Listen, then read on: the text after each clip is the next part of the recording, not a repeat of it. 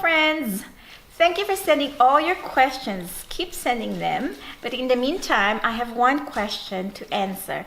It's from a mom who writes, my child is 7 years old. When he was younger, he was sensitive to loud noise.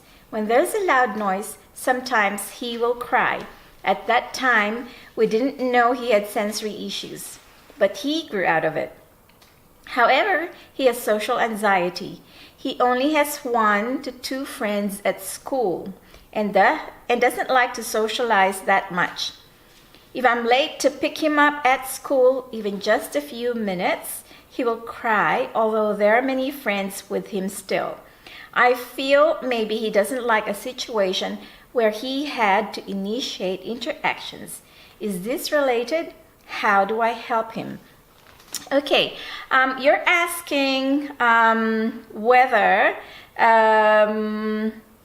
the being in the environment with his friends and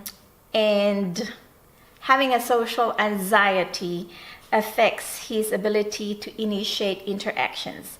But let's go back. You mentioned earlier that your child had sensory issues in the past, and research has shown that once a child has sensory issues, that child or that person will always have sensory issues even when they grow up. It's just that when they grow up, it will be less so because they will be able to develop strategies to cope with their sensory issues or sensory overload. And because of the sensory issues, and if you combine his physical needs, he probably is tired at the end of the day. So he wouldn't feel like he wants to socialize with other people, and all your child wants to do is to go home. There are 2 things that you can do. One, you can take videos or photos and create an experience book of him waiting in the room with other kids to wait for you. And then you can create 2 stories about it. One is about his ability to socialize with friends. So you can take pictures and say, okay, this is me waiting with friends, and you can say, I can say hi to a friend, and so forth and so on. So go to the experience book section of Spokle to see an example.